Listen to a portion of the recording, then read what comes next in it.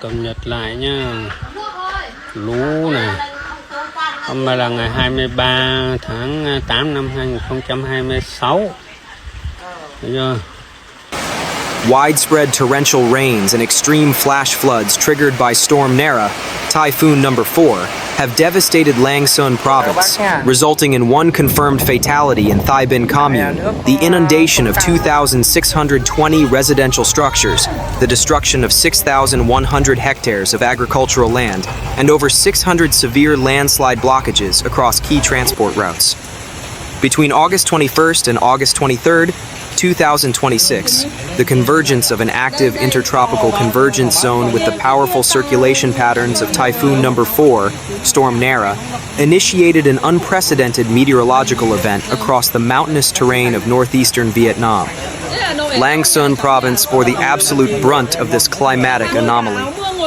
Continuous, uninterrupted downpours yielded average localized precipitation metrics ranging between 80 millimeters and 200 millimeters, with peak automated telemetry stations recording intense, short-duration volumes, exceeding 200 millimeters to 350 millimeters within compressed windows. Prior to this main event, soil profiles across the province's complex topography were already critically saturated. Soil moisture indexing models published by the National Center for Hydro-Meteorological Forecasting indicated a baseline saturation level exceeding 85% to 100% across 52 individual vulnerable communes. When the core rain bands of Storm Narra stalled over the region, the absolute lack of further topsoil absorption capacity translated into instantaneous surface runoff. This led to rapid onset flash floods, violent mountain torrents, and high-energy structural landslides. The sheer volume of water overwhelmed the province's primary hydrological networks, pushing both the Kỳ Cùng River and the Trung River to hazardous stages. At the central Lạng Sơn Hydro-Meteorological Monitoring Station, the Kỳ Cùng River rapidly swelled past its baseline banks.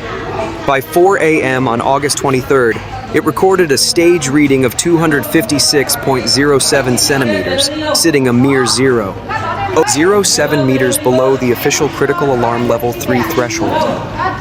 Concurrently, the Hue Lung Station monitoring the Trung River registered a peak stage of 201.5 centimeters, an extraordinary 1.15 meters above the alarm level 3 line, causing devastating backwater flooding in low-lying agricultural valleys.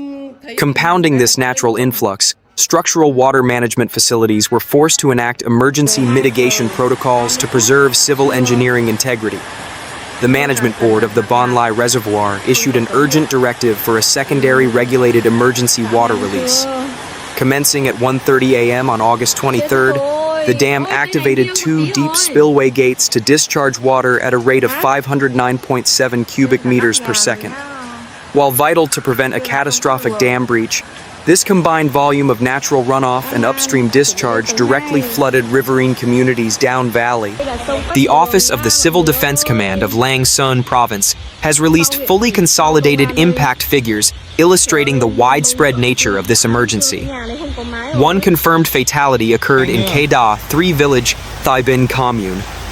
The victim, a young male citizen born in 1999, was trapped inside his residence when a massive rain-induced structural embankment collapse crushed the rear walls of the home.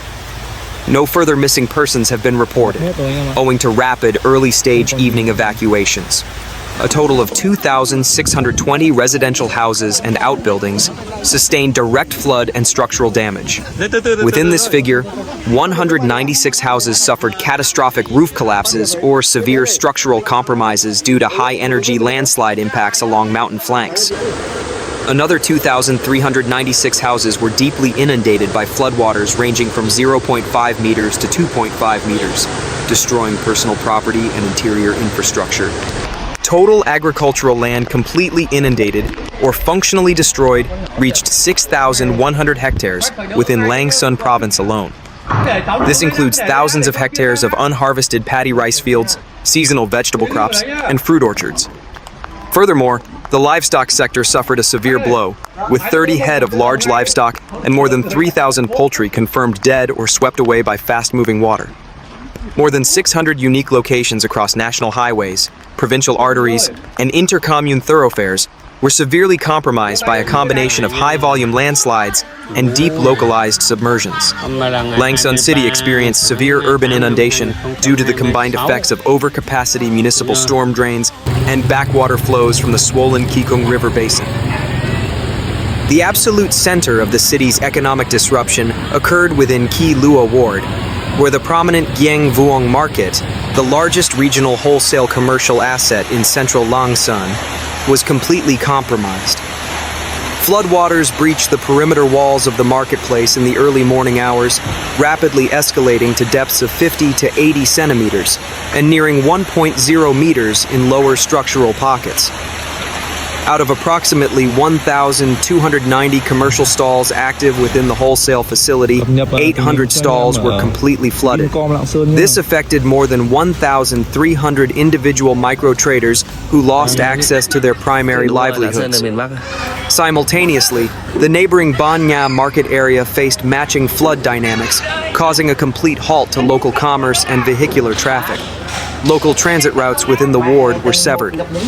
Subsurface crossings and low-lying transit junctions, including the vital Thak Tra underground crossing, the Tran Quang Khai 2 residential block, and the Na Bang underground crossing, located in the Duan Ket neighborhood, were fully submerged. The high velocity of water moving through these underpasses made vehicular travel impossible, requiring the immediate deployment of physical safety barricades and around-the-clock military guard details. In Lung Van Tri ward, emergency services faced a dual threat from urban flash flooding and steep slope instability. The local police force issued an emergency advisory covering the Tran Nhut Duat Street corridor, located in the Kua Bak neighborhood. This high-density residential zone sits adjacent to the primary banks of the Kỳ Cùng River. As river levels rose toward alarm level 3, water backflowed through municipal drainage channels, flooding streets and the ground floors of multi-story homes. This forced the emergency relocation of elderly and restricted mobility citizens. Concurrently, Dong Kin ward faced intense, prolonged localized rainfall that quickly overwhelmed localized topographic depressions. According to statements from the chairman of the Dong Kin Ward People's Committee, municipal response teams worked through the night in real-time flood conditions. They evacuated over 10 high-risk households whose foundations were directly threatened by structural failures of saturated retaining walls and adjacent hillside soil creep. Hu Lung District faced severe hydrological pressures due to its position along the roaring Trung River, as telemetry data from the Hu Lung monitoring station showed water levels exceeding the highest alarm threshold by 1.15 meters. Wide swaths of the district's flat agricultural valleys were transformed into expansive flood zones. The primary challenge in Hu Lung was the extensive isolation of entire human settlements. Fast-moving water submerged all low bridge crossings and rural roads, cutting off 11 separate villages comprising 405 individual households from the surrounding provincial support networks. Communes situated deep within the district's interior, including Yen Bin, Van Nham, Tuan Sun, and Chi Lung, were completely isolated. Floodwaters reached halfway up the first floor of residential and administrative structures, including localized rural medical clinics. This forced residents to seek safety on upper levels and rooftop structures while awaiting amphibious rescue. The border districts of Khao Lak and Lak Bin faced severe terrain failures alongside riverine flooding. In Khao Lak district, the main transportation route leading to the internationally vital Chi Ma border gate, Provincial Road 236, was completely blocked. Heavy winds and saturated soil conditions caused large roadside trees to snap and fall across multiple stretches, downing overhead telecommunication and electrical transmission cables. In Lak Bin district, the situation was worsened by the emergency discharge protocols implemented at the upstream Ban Lai Reservoir. Communes located along the immediate downstream path of the Kỳ Cùng River faced rapid artificial stage increases. Low-lying agrarian communities in Quoc Sa, Loi Bak, and Mao Son communes saw floodwaters submerge hundreds of hectares of newly planted commercial forest plantations and fruit tree orchards. This triggered localized mountain slope failures that blocked minor commune pathways. The northern and northwestern mountainous quadrants of the province, including Van Lang, Trang Dinh, Van Quan, and Binh Ya districts, sustained widespread infrastructure damage. The economic center of Nha Sam town experienced significant flooding. Runoff from surrounding peaks rushed down narrow mountain streams, flooding low-elevation streets and residential blocks under 0.5 to 1.5 meters of muddy water. In that K commune, the financial impact was severe. Preliminary economic loss reports issued by the commune's administrative board estimated immediate asset damages at 18 billion Vietnamese dong, approximately $692,307 US.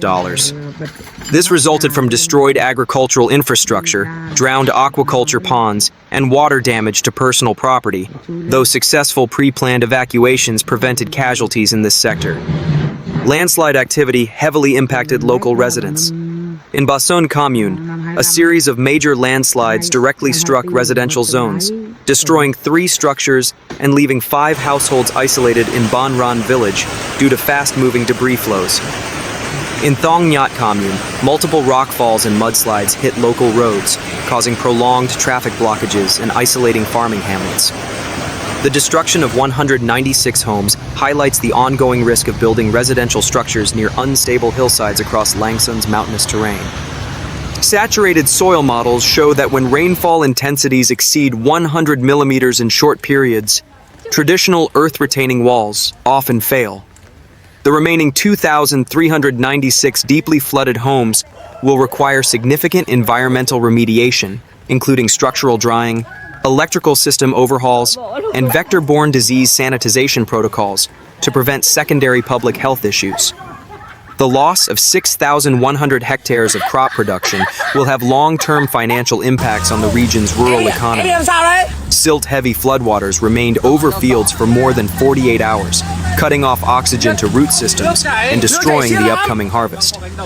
The loss of over 3,000 poultry and 30 cattle represents a significant hit to family-owned farming assets, which will likely require direct government financial assistance to recover. In response to the escalating disaster, Lạng Sơn Province implemented its National Emergency Defense Framework, utilizing the 4 on-the-spot protocol: command on the spot, forces on the spot, vehicles/materials on the spot, and logistics on the spot. The Lạng Sơn Provincial Military Command, under the direct leadership of Commander Colonel Mai Xuân Phong, mobilized 50% of its total headquarters personnel into active field operations. Across the wider province, a joint task force of 2,358 personnel, comprising regular army soldiers, regional police officers, and local militia/self-defense forces, waded into floodwaters to manage rescue operations.